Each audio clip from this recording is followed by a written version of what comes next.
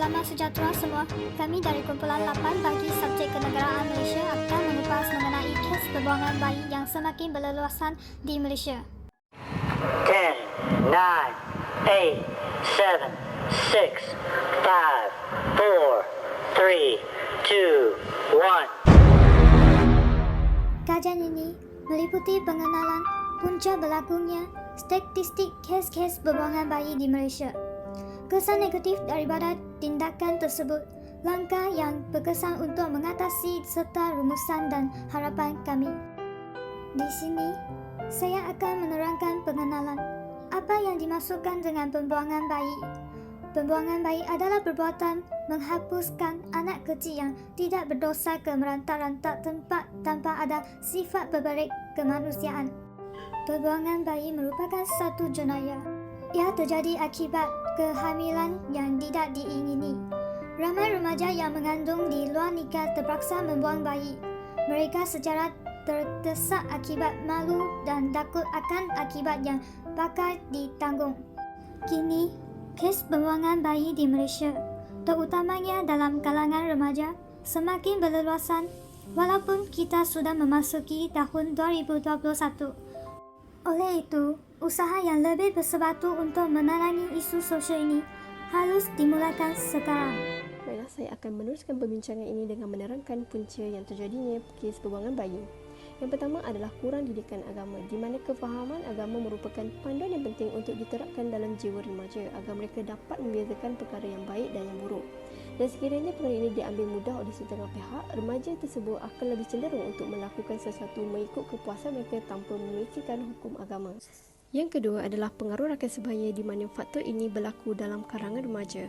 Rakan yang negatif tidak teragak-agak untuk mengajak rakan yang lain sehingga mereka terjebak dengan aktiviti yang tidak bermanfaat seperti pergi ke tempat hiburan, menghisap dadah, melepak dan melakukan pergaulan bebas antara lelaki dan perempuan.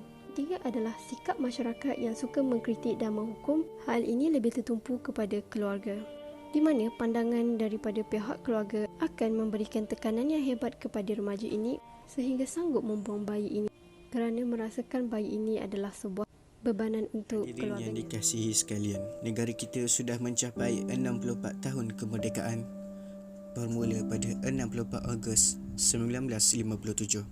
Kemerdekaan ini membawa kita selangkah maju ke hadapan untuk menjadi satu negara maju, iaitu dari segi pembangunan dan teknologi.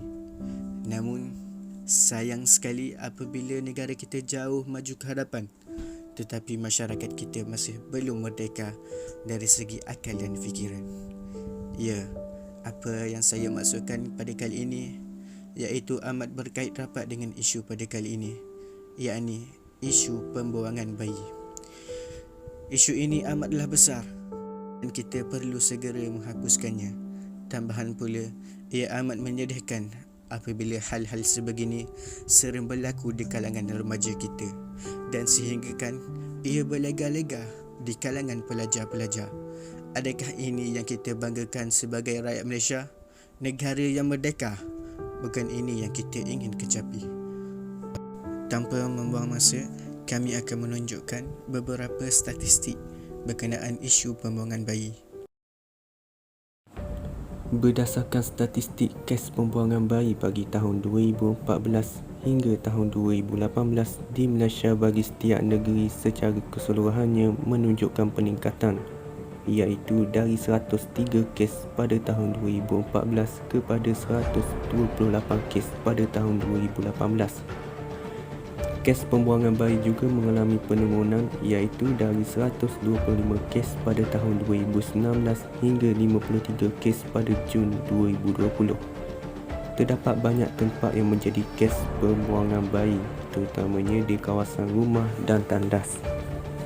Kawasan rumah dan tandas adalah lokasi yang mencatatkan kes pembuangan bayi paling tinggi di seluruh negara bagi tahun 2010 hingga 2018. Kes pembuangan bayi di kawasan rumah adalah sebanyak 266 kes, diikuti dalam tandas sebanyak 108 kes. Secara puratanya, setiap 3 hari akan ada seorang bayi dibuang sama ada dijumpai masih bernyawa ataupun tidak. Walaupun ia sesuatu yang menyayat hati dan dianggap tidak berperi kemanusiaan, tetapi itulah fakta sebenar serta realiti yang berlaku dalam masyarakat kita. Pembuangan bayi pada hari ini telah memberi kesan dan impak yang begitu besar dalam masyarakat. Kesan yang pertama ialah ibu yang melahirkan anak berkenaan akan mengalami trauma dan tekanan perasaan kerana terpaksa membuang bayi yang dikandungkan selama 9 bulan sehingga mengalami kemurungan sepanjang hayat. Remaja perempuan tersebut juga akan terdedah kepada risiko untuk menghidap penyakit berjangkit, antaranya ialah AIDS atau HIV, hepatitis B akibat daripada aktiviti seks bebas dan aktiviti pengguguran yang kerap dilakukan.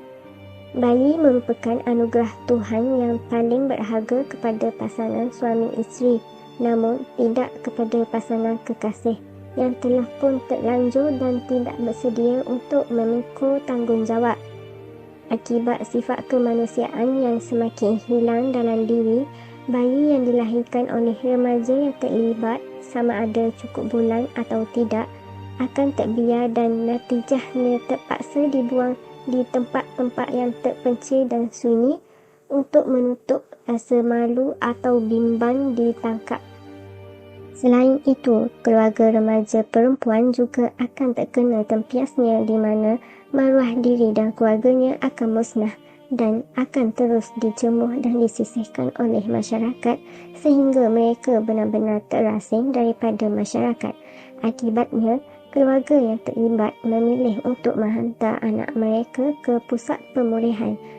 Tidak dinafikan juga bahawa pembuangan bayi memberi kesan yang besar kepada negara di mana negara akan kehilangan generasi dan kepimpinan yang baik masa hadapan akibat keruntuhan akhlak yang semakin berleluasa dalam kalangan remaja pada hari ini.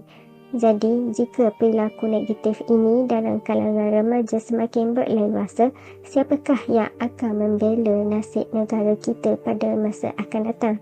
Tepuk dada, tanya selera. Bagi mengatasi masalah pembuangan bayi, peranan pihak berkuasa dan badan-badan NGO adalah sangat penting dalam mengatasi kes pembuangan bayi di Malaysia. Pertama, pihak berkuasa terutamanya pihak polis haruslah membantras pengedaran bahan-bahan lucah daripada tatapan anggota masyarakat terutamanya golongan remaja. Kedua, pihak polis juga perlu tegas dengan mengenakan hukuman yang setimpal kepada pesalah dengan mengenakan hukuman penjara seumur hidup. Ketiga, badan-badan NGO hendaklah mengadakan program peringkat awal pendidikan agama dan sosial dengan lebih berkesan dan menyeluruh.